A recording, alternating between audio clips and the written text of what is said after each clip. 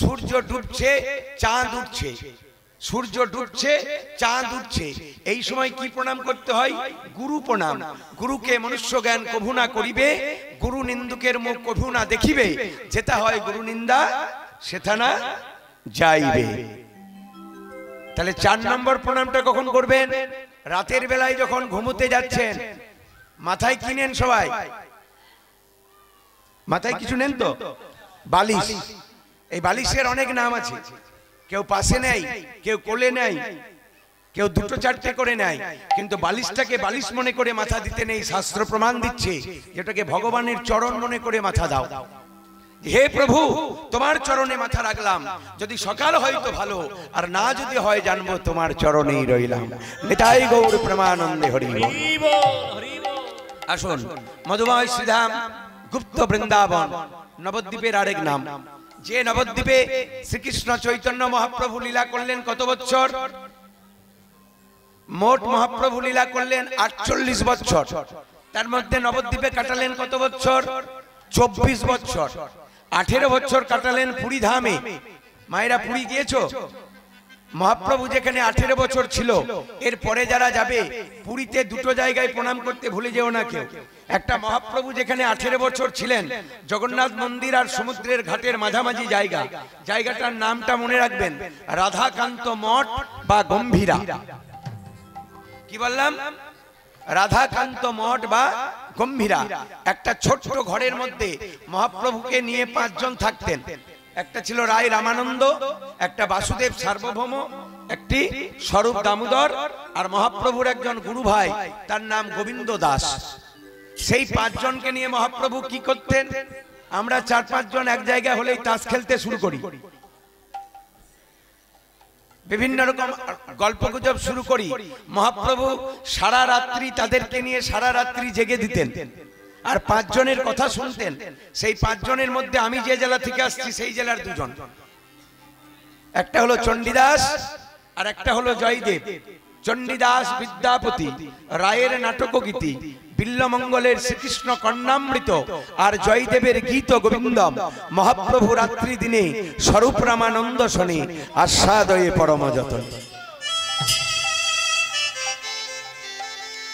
তাহলে 6 বছর তিনি বিভিন্ন জায়গায় ঘুরলেন, সারা ভারতবর্ষটাকে মালার মতন ঘুরলেন। 18টা বছর তিনি থাকলেন পুরী ধামে, আর 24 বছর কাটালেন নবদ্বীপে। আজকে নবদ্বীপের একটা মেয়ে যার নাম হলো বিষ্ণুপ্রিয়া, যিনি চৈতন্য মহাপ্রভুকে খুব ভালো করে দেখেছেন। আগে গৌরাঙ্গের রূপটি আমরা বিষ্ণুপ্রিয়ার মুখ থেকে শুনবো, আর বৃন্দাবনে প্রবেশ করে রাধারানীর মুখ থেকে শুনবো ভগবান শ্রীকৃষ্ণের রূপের কথা। সেই বিষ্ণুপ্রিয়া নবদ্বীপের মেয়ে প্রত্যেক দিন পিতার বিষ্ণু পূজার জল আনতে গঙ্গায় যায়, আর গঙ্গায় গেলেই গৌরাঙ্গ দর্শন হয়। কিন্তু আজকে এমন একটা রূপ দেখেছে, যে রূপটা দেখে সে ঘরের এক কোণে বসে বসে কাঁদছে। সোমতাল, 28 মাত্রা, 4টি ভাগ। সবাই একটু মন প্রাণ দিয়ে আস্বাদন করবেন। নিতাই গৌর প্রেমানন্দে হরি বল। কীর্তন গান কিছুটা নিয়মের মধ্যে বাঁধা। কীর্তন গাইতে গেলেই এটা নিয়ম কীর্তনিয়াদের, যদি কেউ না গায় তাহলে জানতে হবে কীর্তন সে না শিখেই গাইছে। আমার কথাই কেউ রাগ করবেন না। কীর্তন গাইতে গেলেই প্রথমে একটা তাল শুনতে হয় বা গাইতে হয়, মহাপ্রভুর প্রিয় জিনিস। এই তালটির নাম হলো সোম তাল। এটি 28 মাত্রার তাল, 4টি ভাগে, 8 8 4 8। পদটা হলো, কি ক্ষণে দেখিনু গোড়া তরুণ কামের কোড়া। বিষ্ণুপ্রিয়া বলছে যে কেন আমি গৌর দেখলাম, না দেখলেই ভালো করতাম। কি ক্ষণে দেখিনু গোড়া তরুণ কামের কোড়া, সেই হইতে রইতে নারী ঘরে। আসুন আমরা আস্বাদন করি সোমতাল। সবাই একটু মন প্রাণ দিয়ে আস্বাদন করো। মায়ের একটু হরিধ্বনি উলুধ্বনি। নিতাই গৌর প্রেমানন্দে হরি। কি ক্ষণে দেখিনো ও হে এ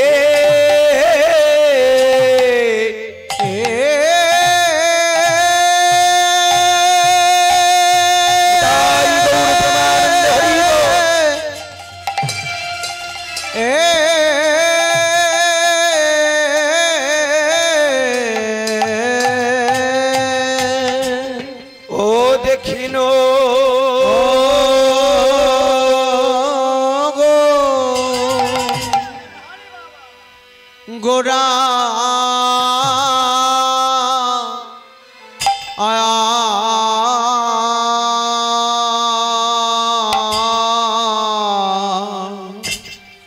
কিখনে দেখেন গোরা আহারে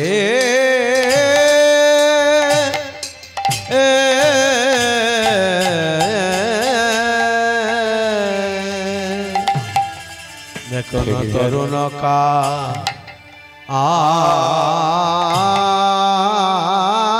আমেরো ও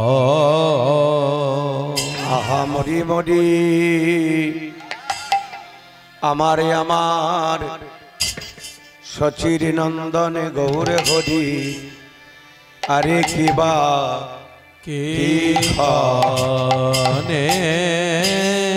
কিখনে দে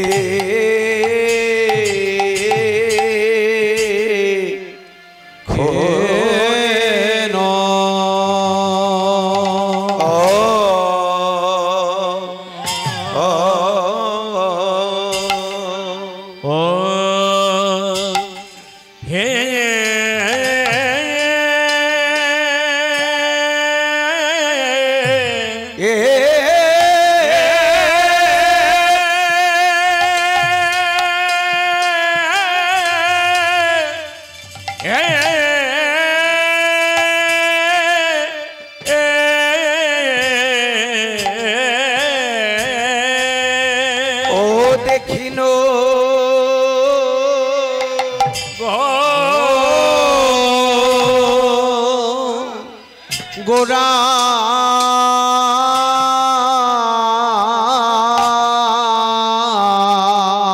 শরীরে আমি কা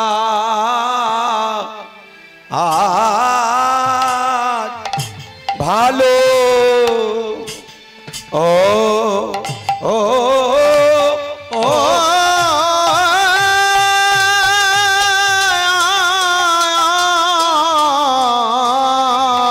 নানা কাজে ভালো করি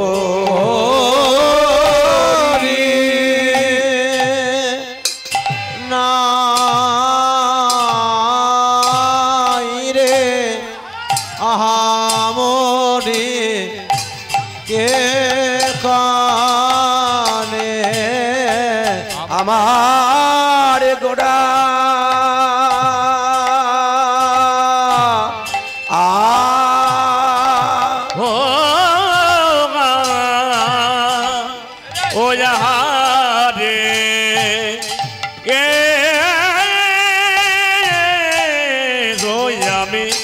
কাজ তো ভালো ও ও কাজ তো ভালো করি না রে আহামরে কে কনে দেখে নো যাবা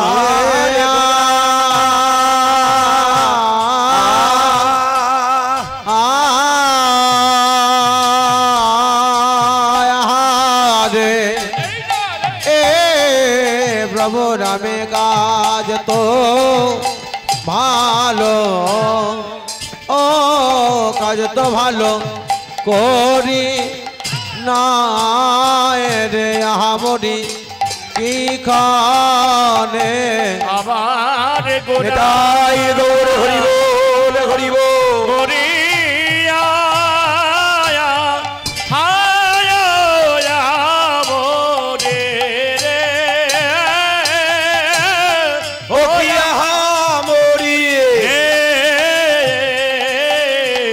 কিখনে দেখেনো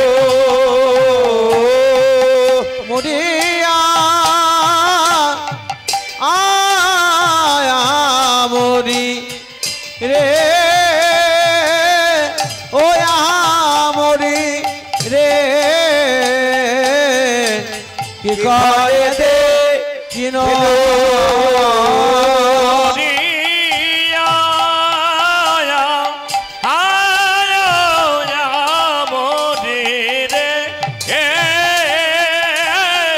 Oh yeah!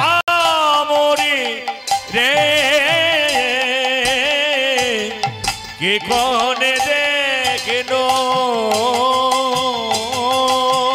ও মরিয়া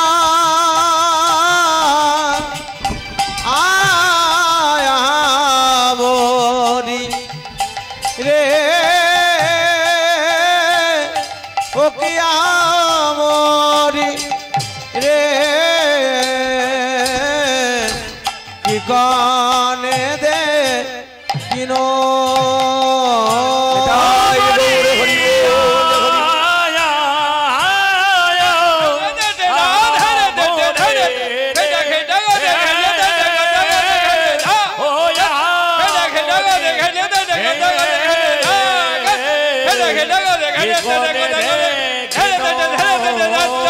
মরিয়া মরি রে ও কিয়া মরি রে কি কোনে দেখিনো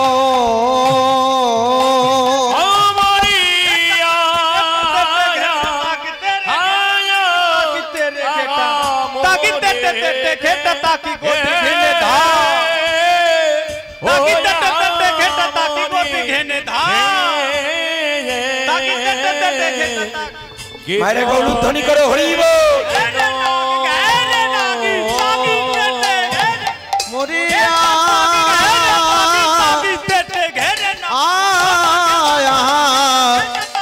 মরি রে ও কিয়া মরি রে কি কোনে দেখিনো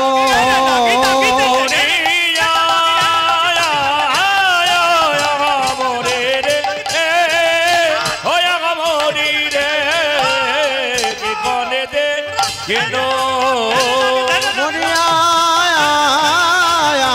মরি রে মরি রে কে গনে দেখিনো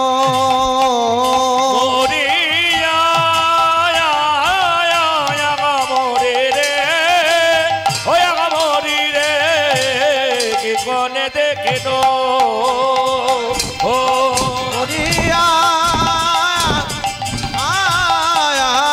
মরি রে ও কিয়া মরি রে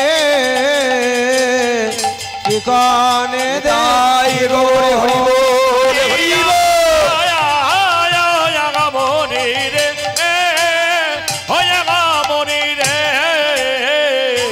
কে কনে দে হেনো পদটাকে ভালো করে বুঝে নি আমার গুরুদেব বলতেন যে পদ যদি বোঝা না যায় তাহলে বিপদ আবার আওয়াজ আসছে কি হলো এই মায়ের কি হলো এই মা কিছু খুঁজছে তো দিয়ে দিন দিয়ে দিন দিয়ে দিন তাড়াতাড়ি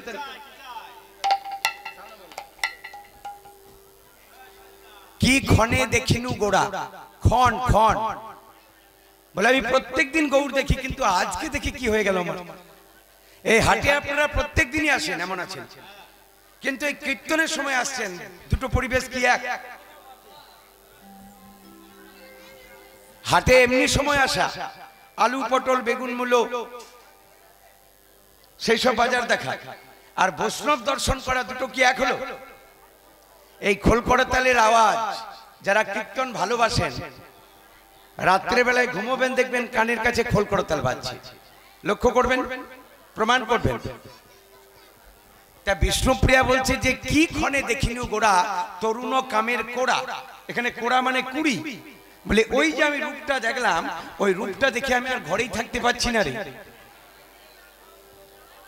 কাকে বলছে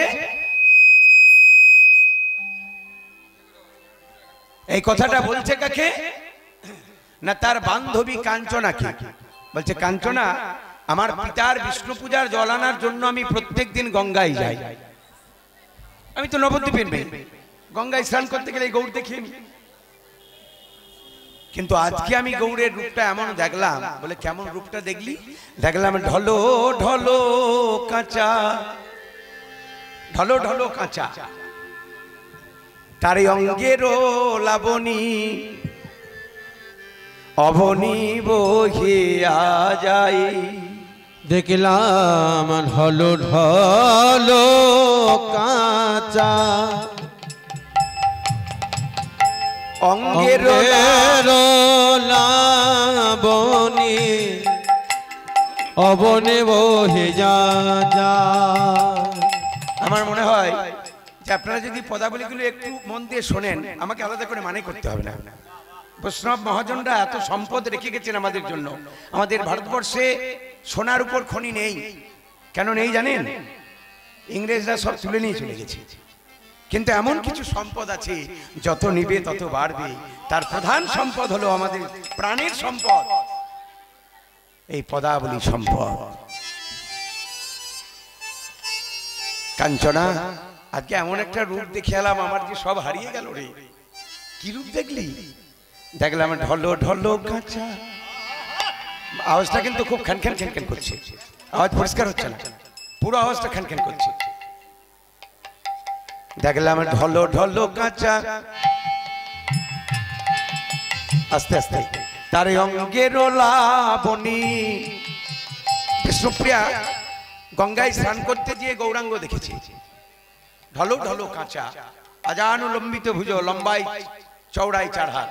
মহাপ্রভু লম্বাতে 4 হাত, চওড়াতে 4 হাত। বলে বাবা চওড়াতে 4 হাত কিরকম হবে? লম্বাই না হয় আমরা কত? আমরা নিজে নিজের হাতে কত? 3.5।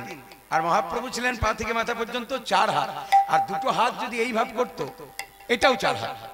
এই জন্য বলা হয় নগ্রোধ পরিমণ্ডিত, পঞ্চদীর্ঘ, 5 জায়গা লম্বা ছিল মহাপ্রভু। মাথার চুলগুলো লম্বা লম্বা, নাকটা লম্বা, চিবুক লম্বা, চোখ দুটো টানা টানা লম্বা। আর এই যে হাত একবারে আজানুলম্বিত ভুজ। এই যে আমি সোজা হয়ে দাঁড়িয়ে আছি, আমার হাত হাঁটু ছুঁয়েছে, দেখুন তো, কারো ছবে না। আমাদের হাত হাঁটু যেতে গেলে কি করতে হবে? বেঁকে দাঁড়াতে হবে। আর মহাপ্রভু সোজা হয়ে দাঁড়ালে, এই জন্য বলা হতো শাস্ত্রীয় ভাষায় নগ্রোধ পরিমণ্ডিত, পঞ্চদীর্ঘ, পঞ্চ সূক্ষ্ম, 5 জায়গা সূক্ষ্ম, গায়ের রোমাবলী সূক্ষ্ম, মাথার চুলগুলো সূক্ষ্ম, আর চামড়া সূক্ষ্ম, দাঁত সূক্ষ্ম, আর আঙ্গুলের পর্বগুলি সূক্ষ্ম। সপ্ত রক্ত, 7 জায়গা লাল, 7 জায়গা লাল। তিথি কর পদতল, তালু সদন থল, রদন ছদন নখ রঙ্গ। হাতের তলা লাল, পায়ের তলা লাল, চোখের কোনা লাল, চোখ লাল। চোখ লাল ভালো, বলছে পুরুষের চোখ লাল ভালো, তবে সেটা যেন বিপরীত কারণে না হয়। চোখ লাল যদি আবার বিপরীত কারণে হয় তাহলে বিপদ। এইটা যেন না হয়, ওটা আবার সর্বনাশের দিক। এমনি চোখ লাল ভালো।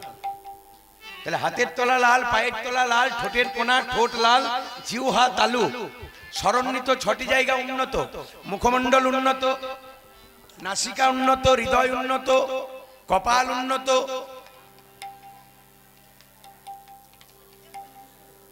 তিনটি জায়গা গম্ভীর, বুদ্ধি গলাস্বর নাভিস্বর, তিনটি জায়গা প্রশস্ত, কপাল হৃদয় কোটি, তিনটি জায়গা ছোট, গ্রীবা মানে গলা, মেহন দাঁত। সেই বিষ্ণুপ্রিয়া বলছি কাঞ্চনা, আগে গঙ্গার ঘাটে দেখলাম কি জানিস? কি দেখলি? দেখলাম ঢলো ঢলো কাঁচা,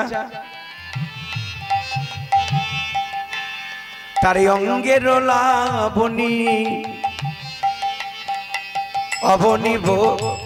একটু একটু রিভার্বটা কমিয়ে পরিষ্কার করে দাও, সাউন্ডটা এত বেশি দরকার কিছু নেই, সাউন্ডটা যেন ক্লিয়ার হয়, হাউ হাউ চান চান যেন না করে। হ্যালো সজনী রে,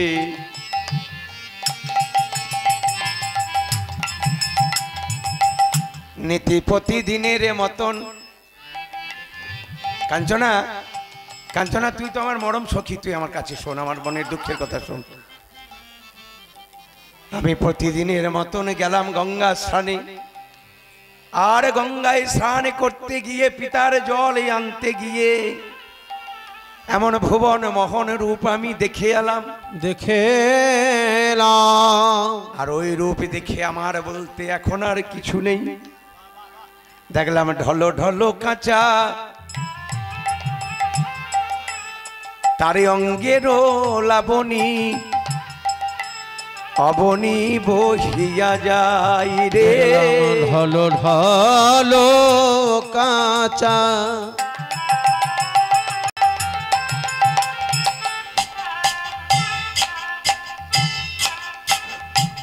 অঙ্গের লাবণী অবনী বহিয়া যায়।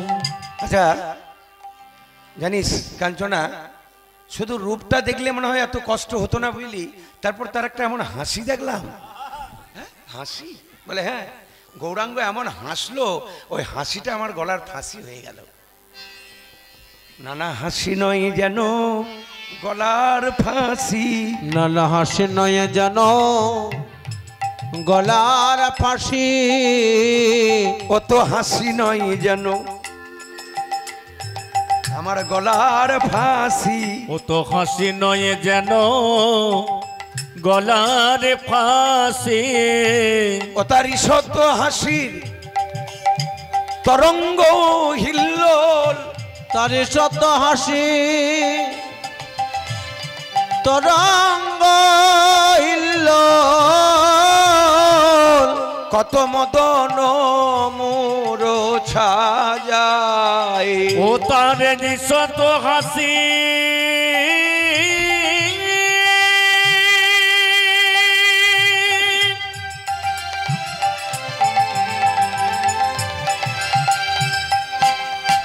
নিতাই গৌর হরি বল হরি বল। তরঙ্গ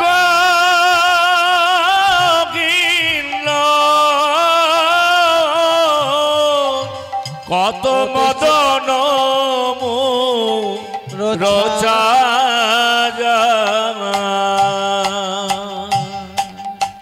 আমি কেন দেখলাম, না দেখলেই মনে হয় ভালো করতাম। কিবা সে না গরো আমি কি ক্ষণে দেখিনু, কি বাসে নাগর কি ক্ষণে দেখিন, কিবা সে না গরো আমি কি ক্ষণে দেখিনু, কি বসে নাগর কি কনে দেখিন, আমার ধরোজর হলো দূরে, কি বাসে নাগর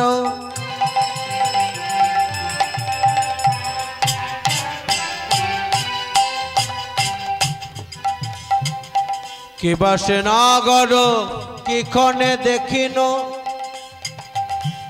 ধৈর্য রহল দূরে।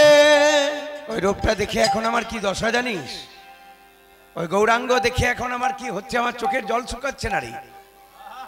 এখন নিরবধি মোর চিত্ত বেয়াকুল, কেন বা সদাই ঝুরে, নিরবধি মোর চিত্ত যে আকুল, কেন বা সদায় জুড়ে। এখন নিরবধি মোর আমার চিত্ত বেয়াকুল। দেখবেন আপনাদের অনেকের মধ্যে হয়, সারা পশ্চিমবাংলায় যত কীর্তন হয় তার অর্ধেক কীর্তন হয় দুটো 24 পরগনাতে। একটা সময় ছিল যে 24 পরগনাতে প্রচুর গান গাইতে আসতাম আমি, মানে ধারে পাশের এমন কোনো হরিবাসন নেই বারুইপুর এলাকার যে আমি গান গাইনি। ক্যানিং দিকে বলুন বা দিকে বলুন, জয়নগরের এই সাইডে বলুন, এখন একটু কম আসা হয়। কিন্তু 24 পরগনার মানুষ কীর্তনকে এত ভালোবাসে, আমি আপনাদের কাছে অনুরোধ করব, যখন কীর্তন শুনতে বসবেন যেন কীর্তনের সঠিক মর্যাদাটা আমরা পাই। কীর্তন শুনতে এসে যেন অন্য কিছু শুনে বাড়ি না যায়। কীর্তন গানের একই সঙ্গে দুই রকম জিনিস আছে, পুষ্টিও আছে তুষ্টিও আছে। দত্ত দেবতা হয়ে যায়, মানুষের মনের যখন পরিবর্তন হয় দত্ত তখন দেবতাই পরিণত হয়। নিরবধি মোর চিত্ত ব্যাকুল, কেন বা সদাই ঝুড়ে। আচ্ছা ওই রূপটা দেখে আমার চোখে জল আসছে কেন? কেন গৌরী দেখে আমার প্রাণ কাঁদে গো, গৌরী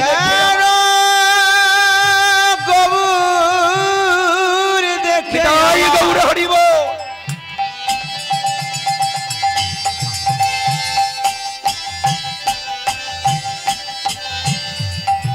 প্রাণ কাঁদে গো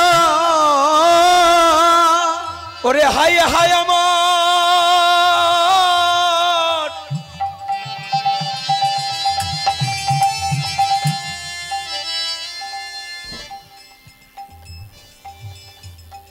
হায় হায় আমার কি হলো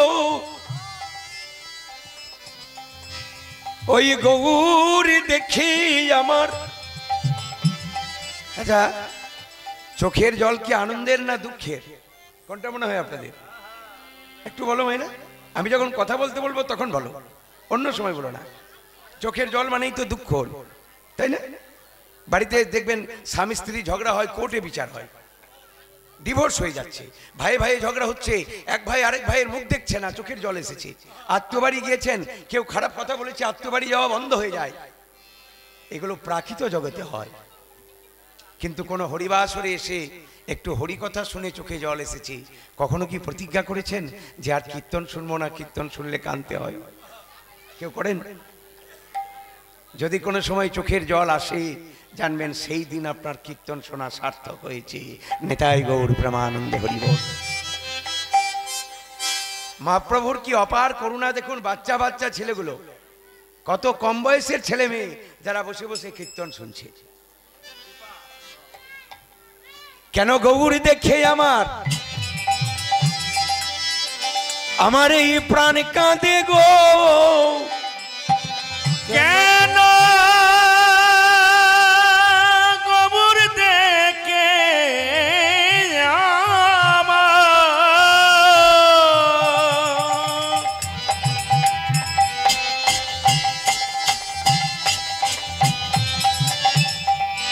প্রাণ কাঁদে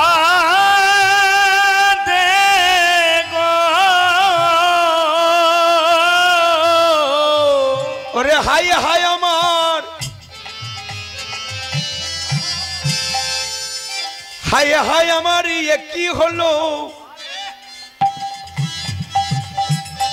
এখনে আমি সইতে নারী রইতে নারী। হায় হায় হরি হরি বল।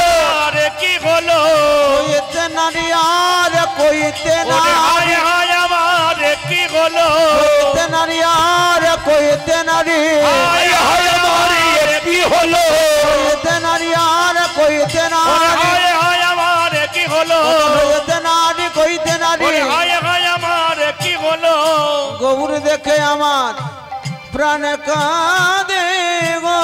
এখন নিরবধিম চিতমিয়া কুল, কেন বা সদায় ঝুরে। বিষ্ণুপ্রিয়া, বিষ্ণুপ্রিয়া, তোর কাছে আমার জানতে ইচ্ছা করছে যে গৌর দেখতে কেমন, একটু বল ভালো করে, যে তোর গৌর দেখতে কি আরো 5 জনের মতন নারী? এই জগতে কোনো রূপের সঙ্গে তার তুলনা করা যাবে না। যার বিন্দু রসে জগৎ ভোলায়, যার কথা শুনে পাগল হয়েছেন সবাই। গৌরাঙ্গের কথা দিনের পর দিন শুনছেন, বছরের পর বছর শুনছেন, যেখানেই কীর্তন হচ্ছে পাগলের মতন ছুটে যাচ্ছেন। কিসের টানে? কৃষ্ণ নাম দুটি অক্ষরেতে কি এমন জাদু আছে যে একবার জিহ্বায় নিলে বারবার বলতে ইচ্ছা করে, একবার কানে শুনলে বারবার শুনতে ইচ্ছা করে। জানিস ওই ধবল পাটির জোরটা যখন পড়েছিল না, আমার গরুর লম্বায় চওড়ায় যখন ধবল পাটের জোর পড়েছে, তার দিকে তো চোখ দেওয়া যায় না। আমার দেখে কেমন লাগছিল জানিস? বলে কেমন লাগছিল? দেখলাম ধবল পাটের জোর পড়েছে, রাঙা রাঙা পার দিয়েছে। ধবল পাটে জোর পড়েছে, রাঙা রাঙা পার দিয়েছে। ধবল পাটের জোর পড়েছে, রাঙা রাঙা পার দিয়েছে। ধবল পাটে জোর পড়েছে, রাঙা রাঙা গৌরাঙ্গকে কেমন দেখতে আজকে দেখুন, বলছে ধবল পাটের জোর, আবার রাঙা রাঙা পার। ধবল পাটের জোর পড়েছে, রাঙা রাঙা পার দিয়েছে। ধবল পাটে জোর পড়েছে, রাঙা রাঙা পার দিয়েছে। ধবল পাটের জোর পড়েছে, রাঙা রাঙা পার দিয়েছে। ও গোরার চরণ উপর দুলে গেছে কোচারে, চরণ বদলে গেছে কোচারে, চরণ উপর দুলে গেছে কোচারে। গোরার চরণ উপর দুলে গেছে কোচারে। কি পড়েছে গৌর হরি? ধুতিটা কিসের? ধবল পাটের জোর। তার উপর রাঙা রাঙা পার। এই গানটা লেখা হয়েছে, আমি যে জেলা থেকে আসছি বীরভূম জেলায়, এই গানটা বীরভূমের আঞ্চলিক ভাষায়। যিনি লিখেছেন ওনার সম্পর্কে একটা সুন্দর গল্প আছে। ওনার নাম হলো লোচন দাস। এই লোচন দাসের যখন বিয়ে হয় তখন তার বয়স ছিল 15 বছর, আর তার স্ত্রীর বয়স ছিল 3 বছর। বলে বাবা 3 বছরের মেয়ের সঙ্গে বিয়ে কেন? 3 বছরের মেয়ের সঙ্গে কেন বিয়ে দেওয়া হতো? তখনকার দিনের ইতিহাস বলছে যে বিধর্মীদের অত্যাচারে বাংলার নারী সমাজ ছিল জর্জরিত। তাই তখনকার দিনে যারা বুদ্ধিমান, সমাজের মধ্যে যারা পণ্ডিত মানুষ তো বাস করে সব জায়গাতেই, তারা অল্প বয়সে মেয়ের বিয়ের বিধান দিয়ে দিলেন যে মেয়ের মাথায় সিঁদুর দাও, শাঁখা চাপিয়ে দাও হাতে, তাহলে সিঁদুরটার শাঁখাটা দেখলে অত্যাচার একটু কমবে। মেয়েকে নিয়ে যাওয়া হতো না, 3 বছর মেয়েকে আর শ্বশুরঘর করবে? মেয়ে যখন বড় হতো তাকে সাজিয়ে গুছিয়ে নিয়ে যাওয়া হতো, যাকে বলে দিরাগমন। তো সেই লোচন দাস বিয়ে করে চলে গেল শ্রীখণ্ডে গুরুদেবের কাছে, আর মেয়ে বাপের বাড়িতে বড় হচ্ছে। এই করতে করতে 15 বছর পেরিয়ে গেল। 15 বছর পরে গুরুদেবকে বলছে, গুরুদেব আমি আর সংসারে যাব না, আমি আপনার মতন গৌরকে ভালোবাসবো। বলছে তাহলে তুমি সংসার থেকে অনুমতি নিয়ে এসো, তবে গৌর ভালোবাসতে পারবে। তাহলে কত বছর পর বলছে বললাম এটা? 15 বছর পর। কত বছর বয়সে বিয়ে করেছিল? তাহলে এখন তার বয়স কত? তোমাকে বলতে বললাম। এই জন্যই ঘরে ঝগড়া হয়, অশান্তিটা ঘরে হয় কিসে? 15 বছর বয়সে বিয়ে করেছে, আর 15 বছর পরে গুরুদেবকে এই কথা বলছে, মানে এখন বয়স কত? আর যে মেয়েটাকে বিয়ে করে গেছিল তার বয়স কত ছিল? হ্যাঁ, 3 বছর। এখন যদি যাই তাহলে কত বছর হবে? 15 বছর পরে এইবার শ্বশুর বাড়ি আসছে, যে শ্বশুর বাড়িতে খবর নেবে, কিন্তু গ্রামে ঢুকেই শ্বশুর বাড়ি কোনটা ভুলে গেছে। সর্বনাশ ব্যাপার। 15 বছর আগে একবার রাত্রিবেলায় বিয়ে করে চলে গেছে, কোন বাড়িটা বুঝতেই পারছে না। এবার লজ্জার মাথা খেয়ে মনে মনে চিন্তা করছে, জিজ্ঞেস করি কি করে? কাউকে জিজ্ঞেস করলে তোমাকে পাগল বলবে। কেউ যদি জিজ্ঞেস করে যে দাদা আমার শ্বশুর বাড়ি কোনটা, মারবে না লোকে?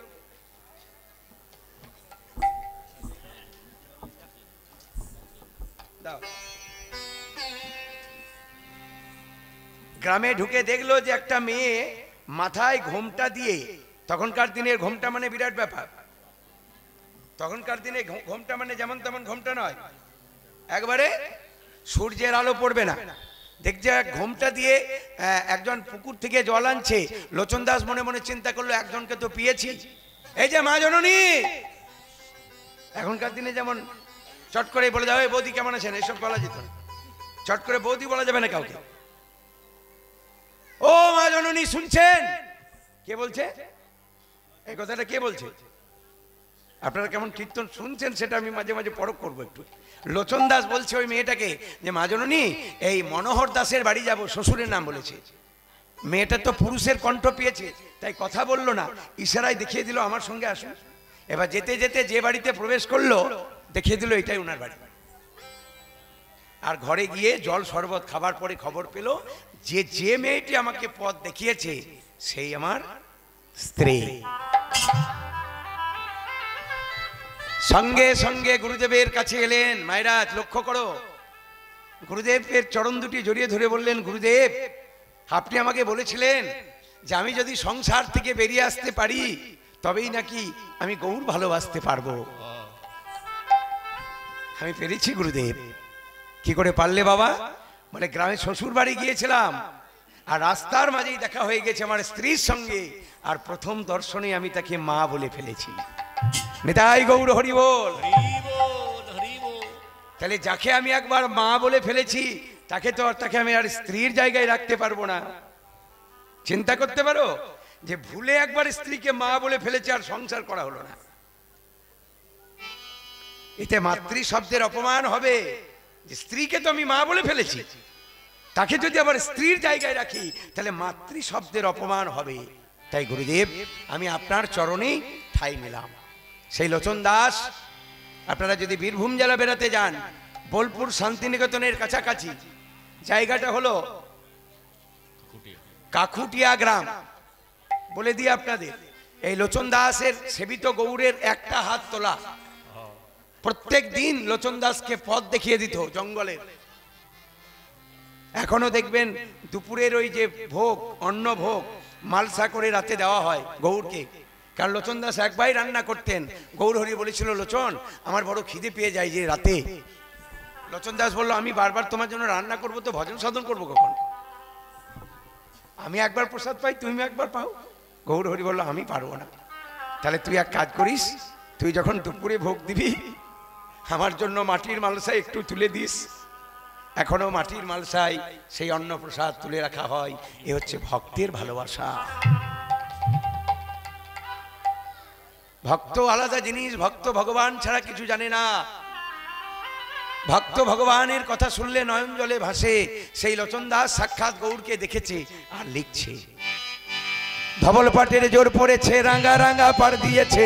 পাটের জোর পড়েছে, রাঙা রাঙা পার দিয়েছে। ধবল পাটের জোর পড়েছে, রাঙা রাঙা পার দিয়েছে। পাটের জোর পড়েছে, রাঙা রাঙা পার দিয়েছে। ধবল পাটের জোর পড়েছে, রাঙা রাঙা পার দিয়েছে। গোড়ার চরণ উপর দুলে গেছে কোচারে, চরণ বদলে গেছে কোচারে। চরণ উপর দুলে গেছে কোচারে, চরণ বদলে গেছে কোচারে। তাহলে প্রথমে দেখলো ধুতি, তার ধুতিটা দেখার পরে পায়ের দিকে তাকালো, দেখলো পায়ে তিনটে গয়না। মেয়েদের পায়ের থেকে ছেলেদের পায়ে বেশি গয়না থাকে। তিনটে গয়না, আমার থেকে আপনারা ভালো জানবেন। ছেলেদিকে তিনটে গয়না পরানো হয়। কি কি গয়না? গয়না তো আপনারা ভালোবাসেন। মহাপ্রভুকে তিনটে গয়না পরাতো সচিমা। একটা হলো বাঁক, একটা হলো নুপুর, একটা হলো মল। গানে বলছে, বাঁক মল সোনার নুপুর বেজে যেছে মধুর মধুর। ভগবান সোনার নুপুর বেজে গেছে মধুর মধুর। সোনার নুপুর বেজে গেছে মধুর মধুর। নুপুর বেজে গেছে মধুর মধুর। সোনার নুপুর বেজে গেছে মধুর মধুর।